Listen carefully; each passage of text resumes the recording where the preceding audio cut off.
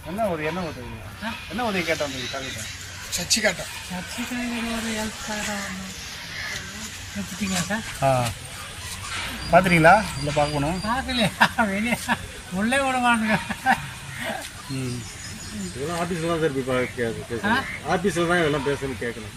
வீட்டில் எதுவும் மீட் பண்ணுறது உங்கள் எதுவும் கூப்பிடுங்க வண்டியில் எடுத்துட்டீங்க ஃபோட்டோ பார்த்தீங்களா? உள்ளே போனீங்களே. ஒர்க் பண்ணுறாங்க சார் நாங்களும் ஒர்க் பண்ணுறோம்.